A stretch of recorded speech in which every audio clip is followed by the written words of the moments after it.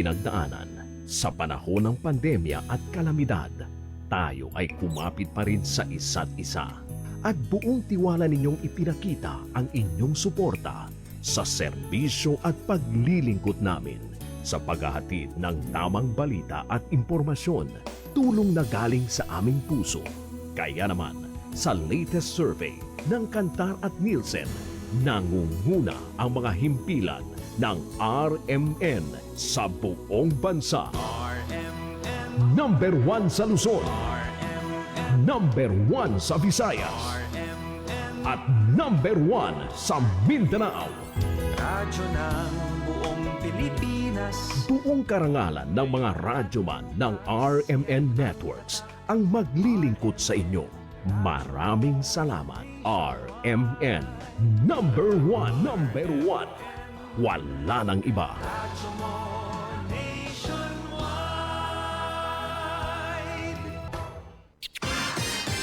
Ito ang DXMY. The Music and News FM station of RMN. Sa Cotabato. 90.9. DXMY. Oras mga kasama, 7:42 ng umaga. Tatak RMN.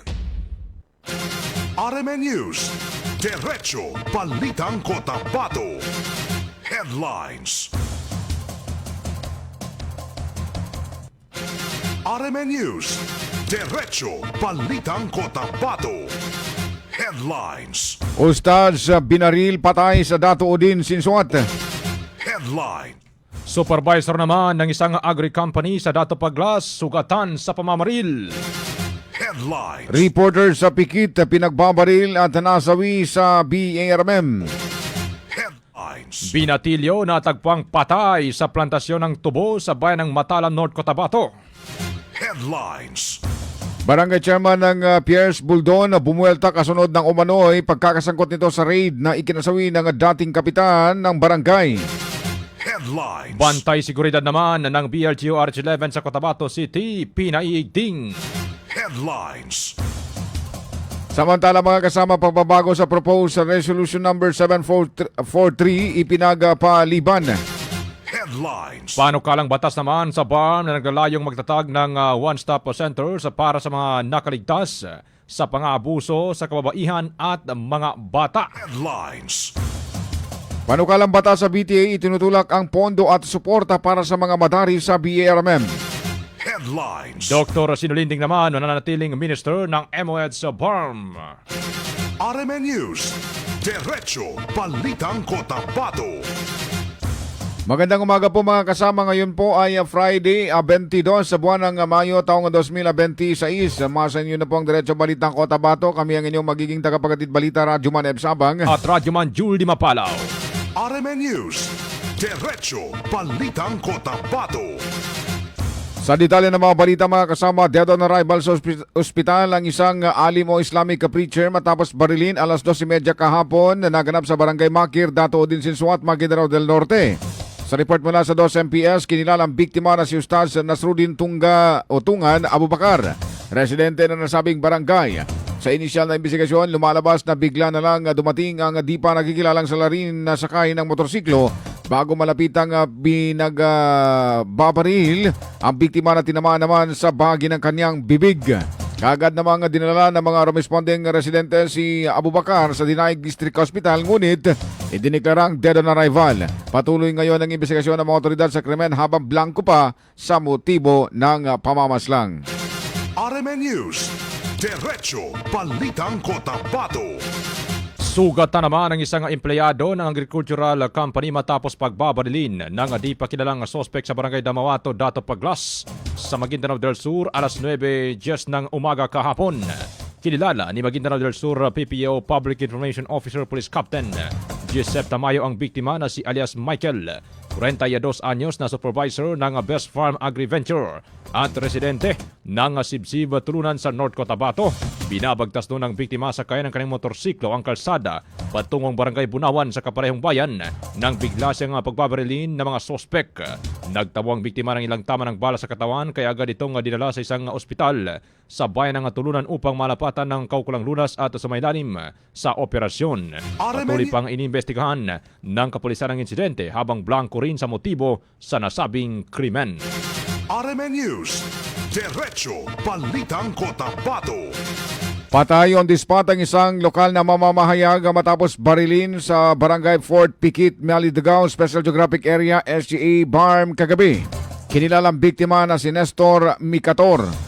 Kilala rin sa tawag na Teting, isang DJ at reporter ng isang lokal o local radio station sa bayan ng Pikit maliban sa kanyang pagiging lupon noon na sa nasabing barangay. Batay sa paunang impormasyon, bigla na lamang itong pinagbabaril sa naturang lugar nang hindi pa nagkikilalang salarin dahilan upang agad itong bawian ng buhay. Patuloy ang investigasyon ng PNP upang matukoy ang motibo sa krimen at kung may kaugnayan ito sa trabaho ng biktima bilang isang media practitioner. RMN News, Diretso Balitang Cotabato. Natagpo naman na wala ng buhay ang isang 40 anyos na lalaki sa loob ng sugarcane farm sa bahagi ng Purok 1 sa Barangay Marbel, Matalam, North Cotabato.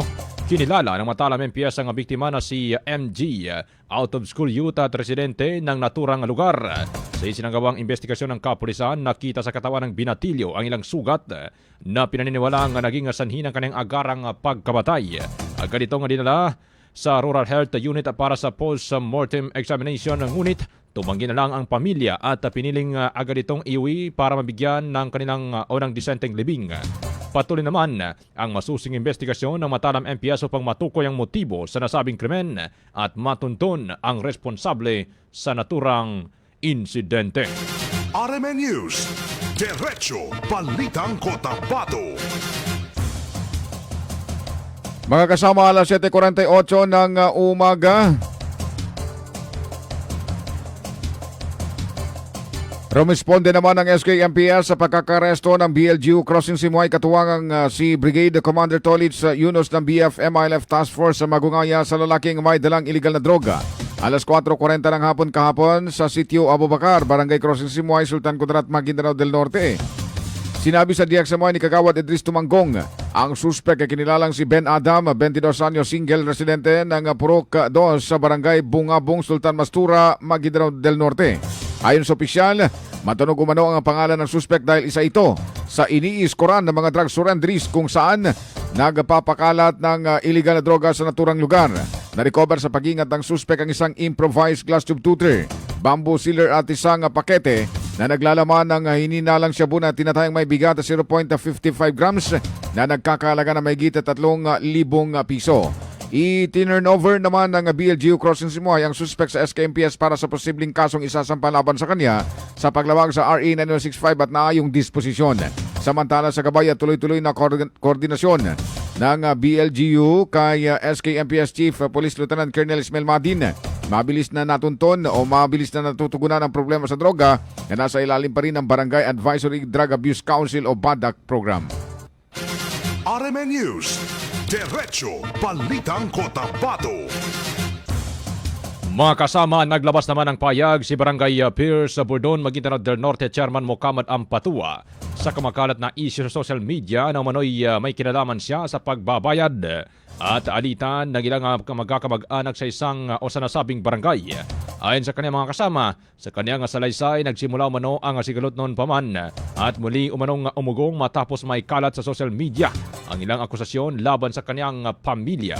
Dahil dito mga kasama, pinabubulaanan ng opisyal ang pagkakasangkot nito sa raid ng CIDG at militar na ikinasawi ng ilang individual matapos umanong malaban sa operasyon o sa mga operatiba. Ginawa ito ni Barangay Chairman Mokamad kasunod ng paratang ni Sada Kasan Arimaw, anak ng nasabing target sa naturang operasyon sa nabanggit na lugar.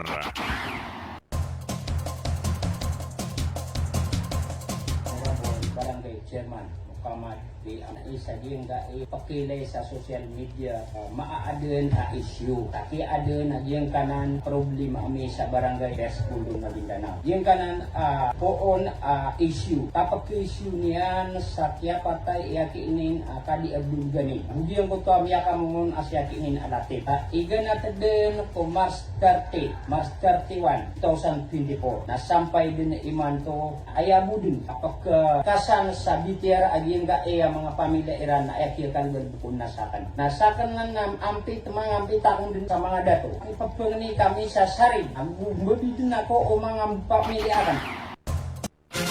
RMN News, Diretso Balitang Cotabato.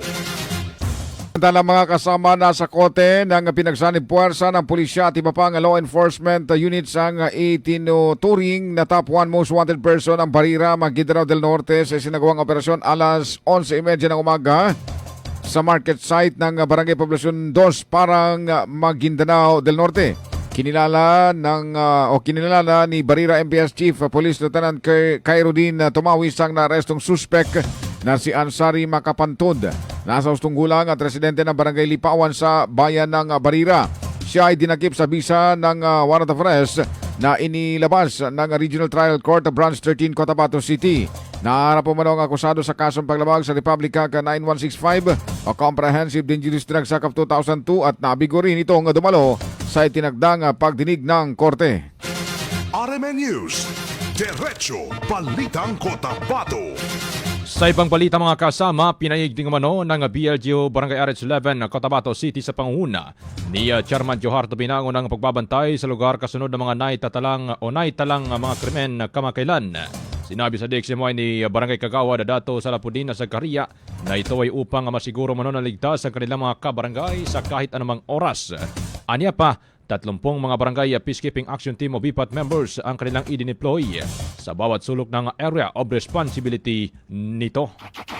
Bilang isang safety na barangay dito sa Cotabato City, meron tayong ginawa dahil sa order ng ating buting barangay chairman, Joharto Binangon, na i-deploy yung ating mga BPATs po dito po sa ating AOR, Barangay Roserites 11. Yes, no, meron po tayong 30 BPATs na voluntaryong mga BPATs natin ini-deploy ng ating buting barangay chairman po. Meron po ito silang 3 grupo, magjo-duty sila dito sa ating AOR. Meron po tayong morning duty po, meron din po tayong afternoon duty at meron din RMN News, Diretso Balitang Cotabato.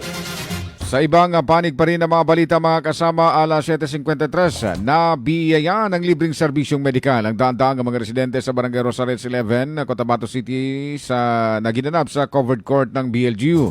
Sinabi sa DXMY ni Designated OIC Barangay Chairman Kagawa Dato Salapudin Zakaria na ito ay handog at ibinaba ni Bangsamoro Interim Chief Minister Abdul Rauf Magakuha sa nasabing barangay. Kabilang sa mga natanggap ng mga residente ang free consultation, laboratory at mga gamot, maging ang gupit para sa mga kalalakihan at iba pa.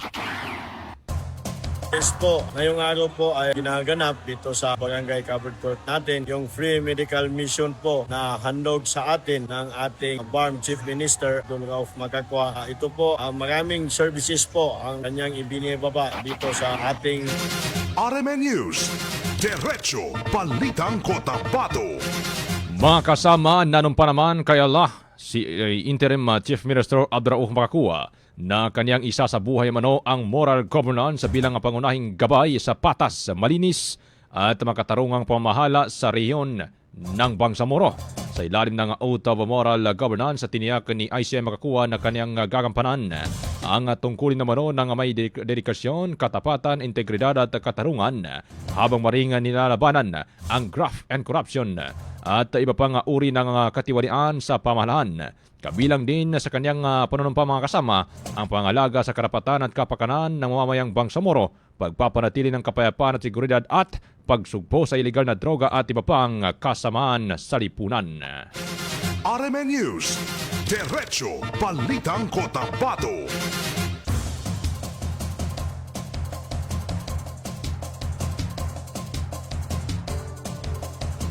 Mga kasama, alas 7.55 ng umaga, nasungkit ng Sultan Kudarat Municipal Police Station sa pangunguna ni Chief of Police Lieutenant Colonel Ismail Madin ang first placer o excellence performance matapos kumasa ng Enhanced Managing Police Operation o EMPO Challenge ang Maguindanao del Norte PPO kahapon. Sa nasabing aktibidad, kalahok rito ang bilang ng 2 police station o 12 police station na binubuo ng SK-MPS, 2 MPS, Talitay MPS, UP MPS, Buldun MPS, Parang MPS, Barira MPS, DBS MPS, Matanog MPS, Kabuntalan MPS, Northern Kabuntalan MPS, at Sultan Mastura MPS kung saan iba't ibang krimen tulad ng bombing, robbery incident at shooting at iba pang misyon na dapat maresolba o marespondihan ng mga unit commander. Sa senaryo ng aktibidad na isagawa ng SK-MPS ang maagap na pagresponde sa pag-hold up sa isang gusali makarang magpasaklolo ang biktima sa pamamagitan ng isang tawag ng concerned citizen. Binabanggit na tumugma ang proseso ng pagsagip o taktika dahil sa mabilis na pagkuha sa detalye ng insidente tulad ng lokasyon, seguridad sa paligid at pagpapaabot ng tawag sa command center at deployment ng mga personahe. Ang EMPO Challenge o Simulation Drill ay kasama sa pagpapalakas sa taktika, bilis ng pag-iisip at pagsisigurong walang masasaktan sa mga tauhan o sibilyang nasa isang krimen. Dahil dito, minarkahan ng Magnorte PPO ang SK-MPS na first placer, Kabundalan MPS naman second placer at third placer para sa UP MPS. RMN News, Diretso Balitang Cotabato. 7:57 mga kasama, muling itinalaga naman ni o si Dr. Cadil Jojo Sinulinding bilang Minister ng Ministry of Health BARM matapos lagdaan ni BARM Interim Chief Minister Abdurauf Makakuwa ang kanyang panibagong designation para manatili sa pwesto bilang Health Minister ng Bangsamoro Government. Ikinatuwa naman ng mga opisyal at residente mula sa iba't ibang bahagi ng BARM ang pagpapatuloy ni Dr. Sinulinding sa naturang sensitibong posisyon. Bukod sa pagiging minister mga kasama, si Dr. Sinulinding ay miyembro rin ng Bangsamoro Parliament at kilala bilang isang ophthalmologist na nagtapos sa specialization sa India. Radyo mo nationwide. Alas 7.58 ng umaga mga kasama. Tatak RMN News, Diretso Balitang Cotabato. Mga kasama, bago kami tuloy ang magwawakas, magpapaalam, happy listening muna sa lahat ng mga nakikinig, nanonood sa umagang ito, sa ating mga viewers. Good morning po sa inyo. Ito pahabol, Sir Kuya Ebs, si Rosley Mohor. Good morning po sa inyong dalawa mga idol. Pogi, Radyoman Ebs. Maraming salamat ha. Sige. Dahil nagsasabi kayo ng hindi katotohanan. Oo. Pag yan ang mga binabanggit, talagang hindi ako naniniwala. Hindi ka maginaw na may bangin tubo. Pero maraming salamat pa rin. Thank you pa rin. Kasi the way na inuuto mo yung tao sa magandang pamamaraan naman din, nababawasan yung problema. Alam mo na yun, ang pinaka-problema ng isang individual ay pera. Pagka yan ang wala, talagang hindi maganda yung araw mo. Sabi nila, kahit gaano ka kapogi, kung wala kang kwarta, wala pa rin, pangit ka pa rin. So ayan mga kasama, wag ko kayong aalis, wag ko kayong bibitiw dahil susunod na po ang programang Suara Kalusugan 2.0. At ito sa inyo yan ng Ministry of Health sa pamumuno ni MOS Minister MP Dr. Cadil Jojo Sinulinding Jr. Ngayon po mga kasama ay Friday, Juma Mubarak, May 22, 2026. Sa ngalan ng ating mga kasama dyan sa technical, si Radyoman Danilo Dani Malaran, sa digital si Radyoman Ricardo Kuya Eric Madamba Jr., sa ating news center, Radyoman Ma'am Daisy Mangod, at siyempre sa ating kasama rin ngayon. Kami po ang inyong mga naging tagapaghatid balita, Radyoman Eb Sabang at Radyoman Julie Mapalaw, Tatak Aramen. Buo ang integridad sa pagkalap at pag-aatid ng mga balita. Walang haka-haka, walang duda, buo at totoo ang mga balita. Kapag Tatak RMN.